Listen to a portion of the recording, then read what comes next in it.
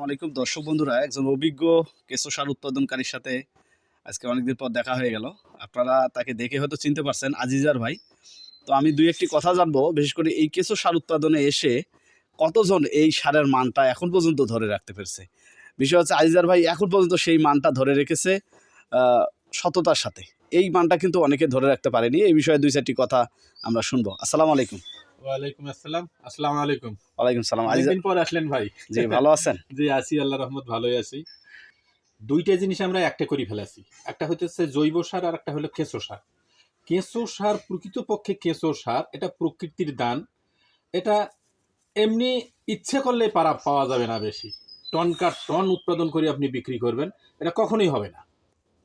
কেঁচো সার প্রকৃতির নিয়মে যেটা হবে সেটাই হলো কেঁচো সার। কেঁচো সারের মান, কেঁচো সারের গুণ, কেঁচো সারের সব মিলিয়ে কেঁচো সার একটা নির্যাস জিনিস। জৈব সার উৎপাদন করা খুব সোজা, কিন্তু কেঁচো সার উৎপাদন করা এটা সময়ের ব্যাপার আছে। সময় নিয়ে এই কাজটা করতে হবে। মাশাআল্লাহ, এই ক্যারেটের মধ্যে একটু করেছেন, খুব সুন্দর সার হয়েছে। এই যে চার পাতার মতো কেঁচো সার, এটা জৈব সার না। এই ক্যারেটে কতটুক দিছিলেন? এটা ক্যারেট এই যে এই পর্যন্ত ভর্তি করা ছিল, এটা খায়া ফেলে এই যে এতটুকু আসছে। এটা শর্ট হয়। চাহিদা কি আগের থেকে বাড়ছে না কমছে? না, বাড়ছে তো বটেই। দিন দিন মানুষ কেঁচো সার, আর যদি প্রকৃত কেঁচো সার পায় তে মানুষ জীবনে আর ছাড়বে না। যদি জৈব সার পায়, ধরেন গাছপাতা লতা পাতা পচিয়ে যেটা হইতেছে সেইটিয়ে, আর কেঁচো সারের মান কি সমান হয়? কখনো হবে না। এটা একমাত্র কেঁচোর নির্যাস, কেঁচোর পায়খানাই কেঁচো সার।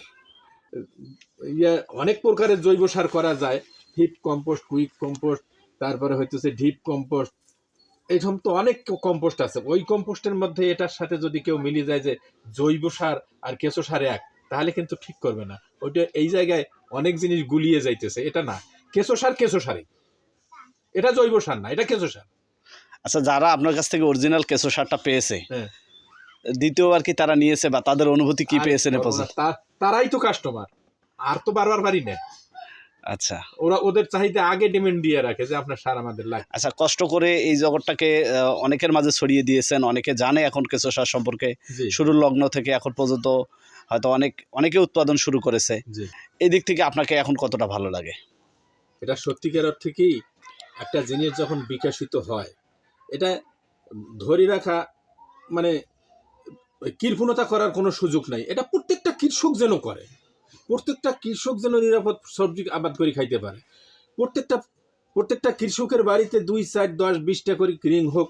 প্রত্যেকটা বাড়িতে গরু আছে, গরুর গোবরগুলো সরাসরি না দিয়ে কেঁচো খায়া দিয়ে ফসল ভালো হোক, নিরাপদ ফসল উৎপাদন করুক, নিজে ভালো থাকুক, জমির স্বাস্থ্য ভালো থাকুক।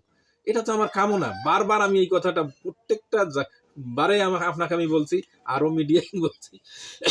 তো এখন যাই হোক, আমার সবচাইতে ভালো লাগে যখন আশেপাশে দেখি যে কেঁচো সার নিয়ে টানাটানি করতেছে, মানুষ উৎপাদন করতেছে। আমার তো চেষ্টা ছিল সেরকমই একটা। তা আমার কি ভালো লাগার অনুভূতি আর কি যা আছে তার সবটুকু এইটা। আচ্ছা, ধন্যবাদ আপনাকে। ধন্যবাদ আপনাকে, ইনশাল্লাহ।